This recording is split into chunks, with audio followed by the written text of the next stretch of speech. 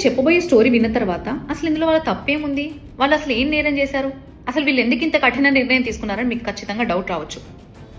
మొన్న వినాయక చవితి జరిగినప్పుడు వినాయక చవితి పండుగ సందర్భంగా గ్రామంలో ఉన్నటువంటి అందరి దగ్గర నుంచి చందాలు వసూలు చేశారట. ఒక ఫ్యామిలీ దగ్గరికి కొంతమంది వెళ్ళి చందా అడిగిందంట. వాళ్ళకున్నటువంటి ఆర్థిక సమస్యల కారణంగా చందా ఇవ్వలేకపోయారంట. ఆ తర్వాత వినాయకుడిని విగ్రహం ప్రతిష్ఠించిన తర్వాత వెళ్ళి మొక్కుకుందామంటే వాళ్ళని అలో చేయలేదంట, ఎందుకంటే మీరు చందా ఇవ్వలేదని. కనీసం కొబ్బరికాయ కూడా కొట్టనీలేట, ఎందుకంటే చందా ఇవ్వలేదని. వాళ్ళ ఫినాన్షియల్ సిచ్యువేషన్ బాగాలేక వాళ్ళ మట్టుకి ఇంట్లో చిన్న విగ్రహం పెట్టుకున్నారంట, చందా ఇవ్వడం కుదరలేదని కూడా చెప్పిందంట. ఈ మాత్రం దానికి వాళ్ళను కుల సంఘం పెద్దలు చందా ఇవ్వలేదని కులం నుంచి బహిష్కరించారు.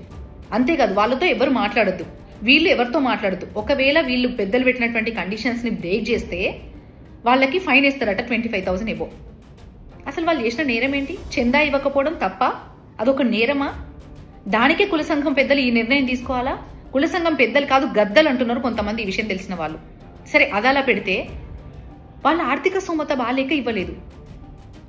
భక్తి ఉండొచ్చు, అంత మాత్రాన చందా ఇవ్వకపోతే ఫైన్ విధించడం, వాళ్ళని కులం నుంచి బహిష్కరించడం, ఇదంతా ఏంటి అసలు? భక్తి అనేది ఉండాలి కానీ ఆ భక్తి పిచ్చి రూపంలో మారద్దు.